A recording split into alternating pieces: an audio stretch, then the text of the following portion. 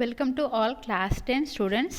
This is part 6 of refraction of light at curved surfaces. వక్రతలం వద్ద కాంతి వక్రీభవనం ఎలా జరుగుతుంది అనేది మనం నేర్చుకుంటున్నాం. దీంట్లో భాగం 5లో P నుంచి వెళ్ళే కిరణం విచలనం పొందదు, undeviated అని చెప్పుకున్నాం, which is go through the P or optical center, and also the ray go along the principal axis also undeviated అని చెప్పుకున్నాం. ప్రధానాక్షం నుంచి వెళ్ళే కిరణము మరియు దృక్కేంద్రము అంటే P నుంచి వెళ్ళే కిరణం, ఈ రెండు కిరణాలు కూడా విచలనం చెందకుండా ఉంటాయి అనే విషయం చెప్పుకున్నాం. ఇక మరి మిగతా కిరణాలు ఏ విధంగా ప్రవర్తిస్తాయి అనేది మనం ఇక్కడ చెప్పుకోబోతున్నాం. సో దీంట్లో మొదటి కిరణం అంటే సందర్భం మూడో రకమైన కిరణం ఏమిటి? ఆ కిరణము అంటే ప్రధానాక్షానికి సమాంతరంగా ప్రయాణించే కాంతి కిరణం ఈ విధంగా వెళ్తుంది అని చెప్పుకుందాం. సో ఈ పటాలు గీయాలంటే మీరు తప్పనిసరిగా స్కేలు పెన్సిల్ మాత్రమే వాడండి, అప్పుడే పటాలు కరెక్ట్గా వస్తాయి. సో ముందుగా మనము ఒక కుంభాకార కటకాన్ని ఈ విధంగా గీసుకోవాలి. ఆ తర్వాత స్కేల్ సహాయంతో ప్రధాన అక్షాన్ని గీసుకోవాలి. ఇక్కడ Pని మనం గుర్తించాలి. ఇప్పుడు మనకి రెండు వైపులా కటకానికి రెండు వైపులా కూడా నాబులు ఉంటాయి కాబట్టి F1 F2 అని గుర్తిస్తాం. తర్వాత దీనికి సమానమైన దూరంలో C1 C2లను కూడా గుర్తించుకోవాలి.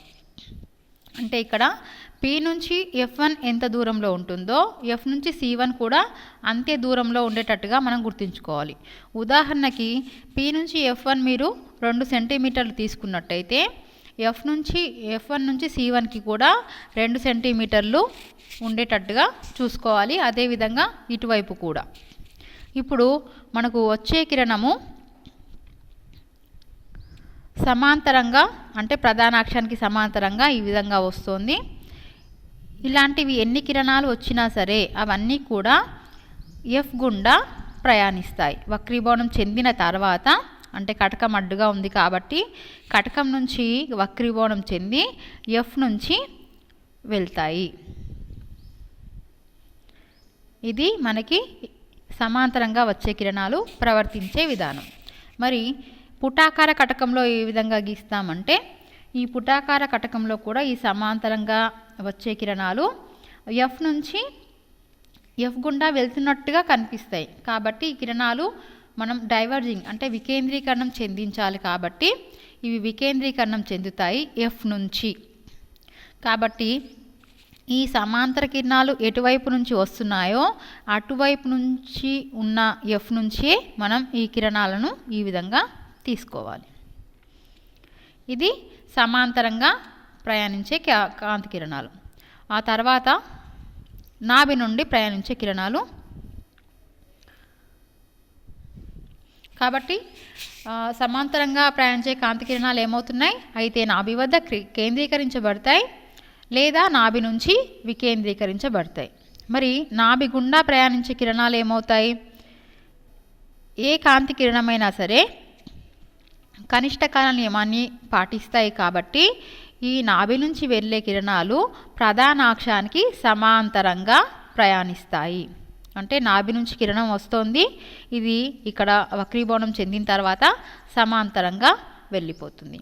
అదే మనం పుటాకార కటకానికి అయినట్టయితే కనుక ఏ విధంగా చూస్తామంటే ఇక్కడ మనకి ఇక్కడ కిరణాలు ఇక్కడ నుంచి వస్తున్నాయి నాభి వైపుకి, ఇక్కడ నుంచి ఏమవుతున్నాయి సమాంతరంగా వెళ్ళిపోతున్నాయి ప్రధానాక్షానికి సమాంతరంగా.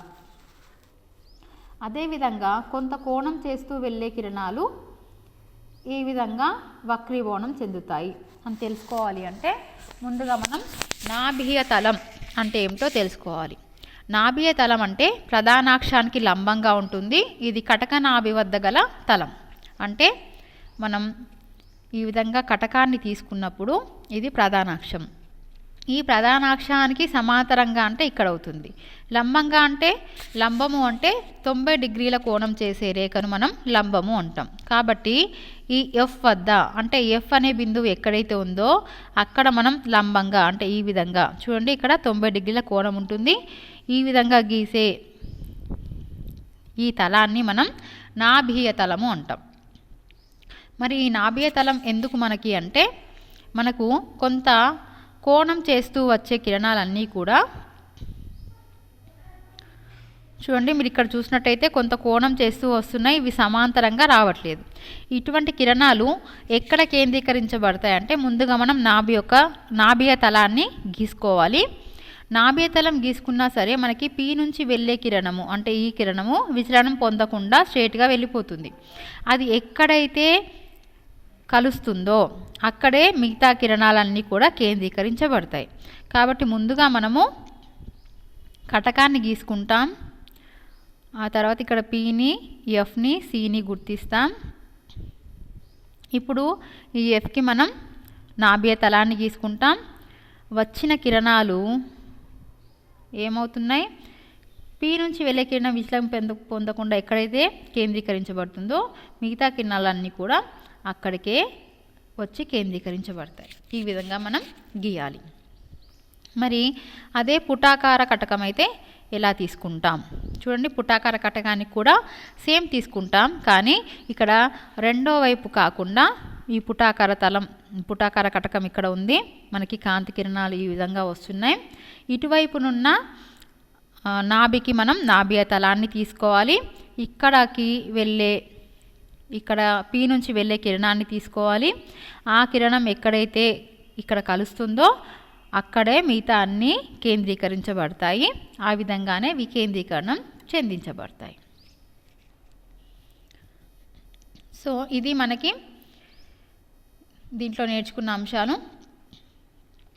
మరి ఒకసారి మనం ఇంగ్లీష్లో చూసుకుందాం. So already we learned that the light rays passing along the principal axis and the light rays passing through the optic center are undeviated after refraction. So what about the rays traveling parallel to the principal axis? The rays parallel to the principal axis, they goes through the focal point after refractions, and in concave also same here. So these are diverging, these are converging at F.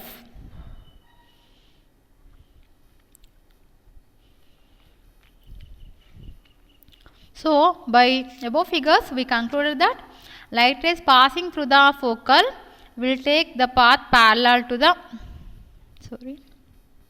the light rays parallel to principal axis converge at focus or appear to diverge from focus.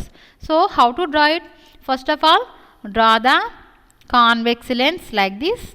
After that, draw the principal axis, and here this point is P, and this is F1, and this is C1, and here this is F2, and this is C2. Lens has always two focal points. So you have to take care about the length. The distance between P and F and F and C1 is same here. For example, if the distance or length from P to F is 2 centimeters, this is 2 centimeters, and F1 and C1 also this will be 2 centimeters only, and here also same like that. So after that the rays are coming parallel to principal axis like this, and they converge at a point, focal point, that is focal point. So like this you have to draw. Okay, after that the rays passing through focus or focal point. So these rays the light rays passing through the focus will take path parallel to principal axis after refraction. So these go parallel to principal axis after refraction. So what about concave lens? This is also same here.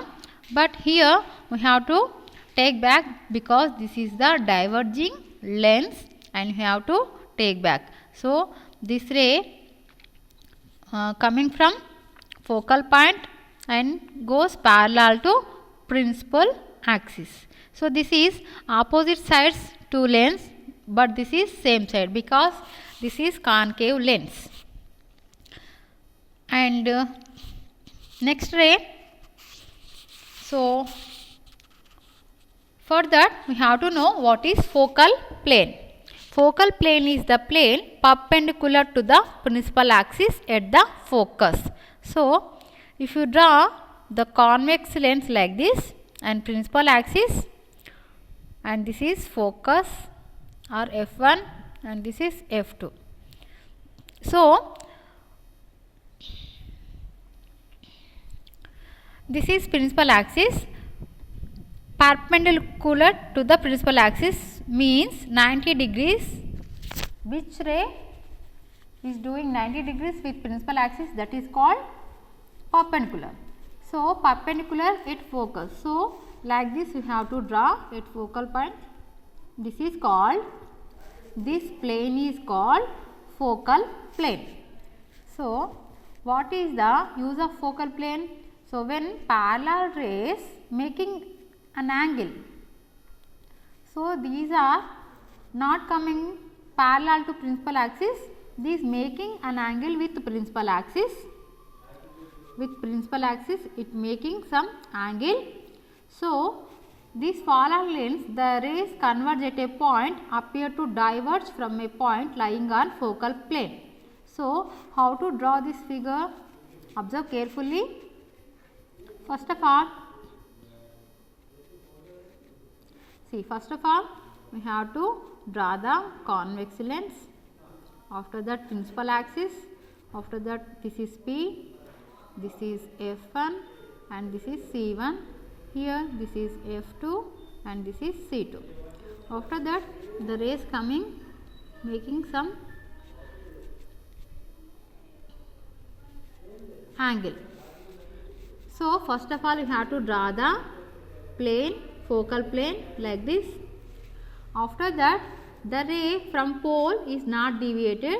So this ray is not deviated, it goes straight. So it is converging or it is meeting at a point on focal plane. This point we want. So all rays coming through this point only. Okay. And what about concave lens? Same here, but we have to take the focal plane same to the rays. So rays are coming from this side, so we have to make the focal plane here only. So these are coming, we have to take the ray from the pole and this is meeting here. So this point we want. So all rays coming through this point and diverging through this point only, like this. Okay. So these are the rays. After that we going for the assessment sheet or worksheet. So మనము ప్రశ్నలు చూసుకుందాం. ఒకటి, నాభియ తలం అంటే ఏమిటో మీ సొంత మాటల్లో తెలపండి. నాభియ తలం అంటే ఏమిటి అని అడిగాడు. సో నాభియ తలం మనం ఇక్కడ తెలుసుకున్నాం. మీరు దీన్ని ఒకటో ప్రశ్నకి సమాధానంగా రాయవలసి ఉంటుంది. So English medium question also same. What do you mean by the term focal plane? Write in your own words. So we have to write own words, but if you can write, otherwise write this only. Okay, so this is your first answer, focal plane, definition of focal plane. Okay, next question, second one. ద్విపుటాకార కటకానికి నాభియ తలాన్ని గుర్తించే పటం గీయండి. So మనము ద్విపుటాకార తలానికి నాభియ తలాన్ని గుర్తించాలి. ఇది పటం కాబట్టి English మీడియంకి కూడా same ఉంటుంది కాబట్టి మనం గీసుకుందాం. How do you identify the focal point of a bio concave lens, explain with the help of a ray diagram. So మీరు గీయవలసిన పటం కాన్కేవ్కి. సో కాన్కేవ్కి ఫోకల్ ప్లేన్ ఎలా గీయాలి మనకి ఇక్కడ ఈ పటంలో ఉంది. చూడండి, ఈ పటంలో మనం కాన్కేవ్ లెన్స్ పుటాకార కటకానికి ఇక్కడ ఫోకల్ ప్లేన్ని మనం గీసాం. సో ఇది మీరు గీయాలి. లేదు అంటే మీరు గీసే పద్ధతి నేను మళ్ళీ చెప్తున్నాను, జాగ్రత్తగా వినండి. ముందుగా మనం పుటాకార కటకాన్ని గీసుకోవాలి. First of all you have to draw the concave lens. After that draw the principal axis. తర్వాత ప్రధాన అక్షాన్ని గీయాలి. ఆ తర్వాత పీ నుంచి కొంత దూరంలో F1ని, పీకి F1కి ఎంత దూరంలో అంత దూరంలోనే C1ని, ఇటువైపు F2 C2ని గుర్తించాలి. ఆ తర్వాత ఈ ప్రధాన అక్షానికి లంబంగా F నుంచి వెళ్ళే తలం. చూడండి, ఇదే నాభియ తలం. This is the focal plane for concave lens. Okay, మీరు ఇంత గీస్తే సరిపోతుంది. లేదు ఇదంతా కూడా మీరు గీయదలుచుకుంటే గీయొచ్చు, నో ప్రాబ్లం. సో ఇది మీ సెకండ్ ఆన్సర్. ఇది ఇంగ్లీష్ మీడియం తెలుగు మీడియంకి సేమ్, ఎందుకంటే ఇక్కడ ఏమీ మారదు. ఇంగ్లీష్కి తెలుగుకి ఏమీ మారదు. Okay, next one.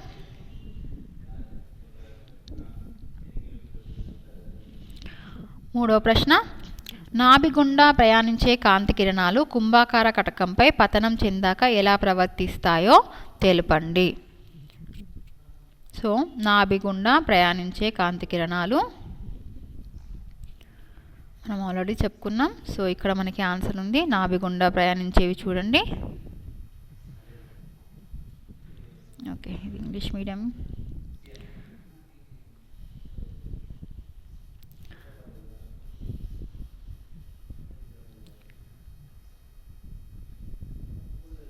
చూడండి, మనకి ఇక్కడ ఆన్సర్ ఉంది.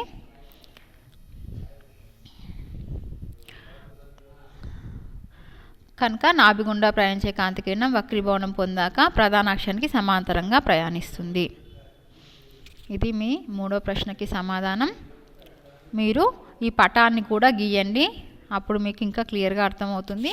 పరీక్షలో కూడా మీకు చాలా యూస్ఫుల్ కాబట్టి ఇది రాయడంతో పాటు పటాన్ని కూడా గీయండి. మరి ఇదే ప్రశ్న English. Third one, explain the behaviour of light race passing through focus and incident on biconvex lenses. So passing through focus,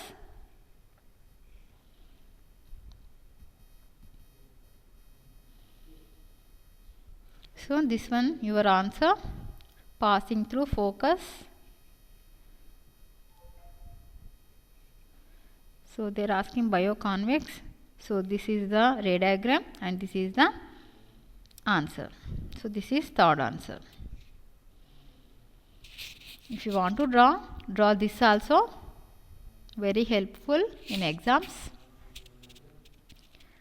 So next, fourth one.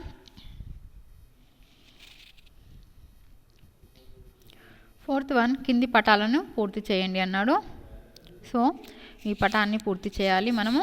చూడండి, ఇక్కడ ఇది F2, ఈ కిరణము F2 నుంచి వెళ్తున్నట్టుగా మనకు కనిపిస్తుంది. ఇది ద్వికుంభాకార కాబట్టి నాభి గుండా ప్రయాణించే కాంతి కిరణం ఏమవుతుంది, ప్రధాన అక్షానికి సమాంతరంగా ఇలా వెళ్తుంది. కాబట్టి మీరు దీన్ని ఇలా గీయాలి, సరిపోయింది. నెక్స్ట్ ఇది చూడండి, ఇది ప్రధాన అక్షానికి కొంత కోణం చేస్తూ వస్తుంది. సో ఇలా కొంత కోణం చేస్తూ వచ్చేది ఏమవుతుంది, ఈ నాభియ తలంలోని ఒక పాయింట్ గుండా వెళ్తుంది. సో ముందుగా మనం నాభియ తలాన్ని గీసుకుందాం. సో నాభియ తలాన్ని నేను ఇక్కడ చుక్కల డాట్స్తో గీస్తున్నాను. నాభియ తలం ఏర్పడింది. ఆ తర్వాత మనకి పీ నుంచి వెళ్ళే కిరణాన్ని గీసుకోవాలి. అంటే ఈ విధంగా ఇది ఎక్కడైతే కలిసిందో చూడండి, ఈ నాభియ తలాన్ని ఇది ఎక్కడైతే ఖండించిందో అదే పాయింట్ నుంచి ఇది వెళ్తుంది. సో ఇది మనకి వెళ్ళిన పద్ధతి. ఓకే, ఇక్కడ నుంచి మీరు చక్కగా స్కేల్తో గీయండి, అప్పుడు కరెక్ట్గా వస్తాయి. సో ఈ పటాన్ని మనం పూర్తి చేసాం. సో ఇంక ఇక్కడికి వస్తే ఇది ద్విపుటాకార కటకం. ద్విపుటాకార కటకంలో ఈ మొదటి కిరణం చూడండి, ఇది నాభి గుండా వెళ్తుంది. సో నాభి గుండా వెళ్ళేది ఏమవుతుంది, సమాంతరంగా ప్రయాణిస్తుంది. మిగతావి కొంత కోణం చేస్తూ వస్తున్నాయి. కొంత కోణం చేస్తూ వచ్చేవి మళ్ళీ మనం దీనికి నాభియ తలాన్ని గీసుకోవాలి. సో ముందుగా నాభియ తలాన్ని ఇక్కడ గీసుకుందాం. గీసుకున్న తర్వాత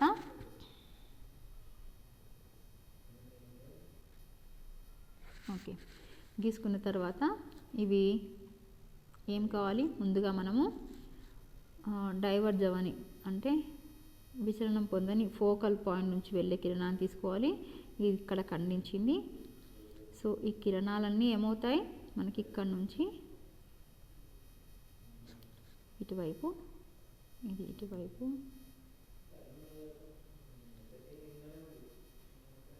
ఇది ఇటువైపు,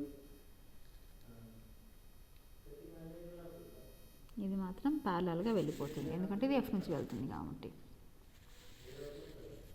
ఓకే, ఇది మీ పటాలు.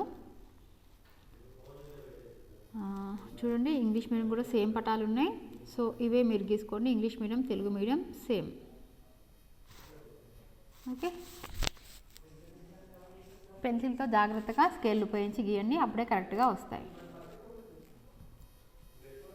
తర్వాత 5th క్వశ్చన్, నాభియ తలాన్ని సూచించే తలం ఏది అంటున్నాడు. నాభియ తలం అంటే ఏంటి, ప్రధాన అక్షంకి లంబంగా ఉండాలి అండ్ అది నాభి వద్ద గీసిన తలం అయి ఉండాలి. సో నాభి వద్ద గీసిన తలం కరెక్ట్. ప్రధాన అక్షానికి సమాంతరంగా అది ఉండదు. ప్రధాన అక్షంపై నాభి వద్ద గీసిన తలము, దీన్ని ప్రధాన అక్షానికి లంబంగా గీస్తాం. నాభి వద్ద ప్రధాన అక్షంతో కొంత కోణం చేయదు, అది కొంత కోణం చేసేది కాదు, ప్రధాన అక్షానికి లంబంగా ఉండేది. కాబట్టి నాభి వద్ద గీసిన తలం అనేది కరెక్ట్. నెక్స్ట్, సాధారణంగా సూక్ష్మదర్శినిలో ఉపయోగించే కటకం. సూక్ష్మదర్శిని అంటే చిన్నగా ఉండే వాటిని పెద్దగా చూపించేది ఏమిటది, ద్వికుంభాకార కటకం. దీన్నే మనం భూతద్దము అని అంటూ ఉంటాం కదా, అదనమాట. సో మరి ఇవే ప్రశ్నలు ఇంగ్లీష్ మీడియంకి కూడా ఒకసారి చూద్దాం. సో ఇంగ్లీష్ మీడియం చూడండి, I already explain once again. Okay, చూద్దాం ఒక్కసారి. So this is goes through the focal point, so it will parallel to principal axis after refraction. And what about this, if you draw to this ray, you have to first of all draw the focal plane. After that you have to take the ray from the P. This is P, so from the P it's meet here of focal plane. So this ray also goes through this point like this. Okay, and what about this, same. First of all you have to draw the focal plane. So from F it has, see, from F we have to draw the focal plane. After that we have to take the ray from the P. It has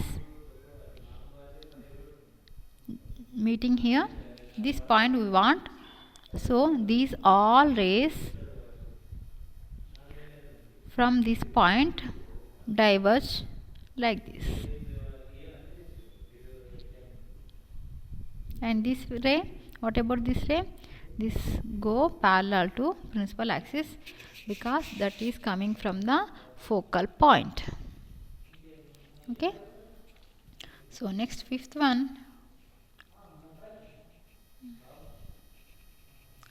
focal plane is the plane at focus parallel. No, it is not parallel, it is perpendicular. So perpendicular to the principal axis at the focus. Yes, this is correct. This answer is not in Telugu medium. Telugu medium lo iటువంటి answer లేదు, అక్కడ లంబంగా అని. So C ఇక్కడ మనకి correct answer అవుతుంది, perpendicular to the principal axis at the focus. Next, generally the lens used in microscope are biconvex. This is A and this is C. Okay, so this is your worksheet 6.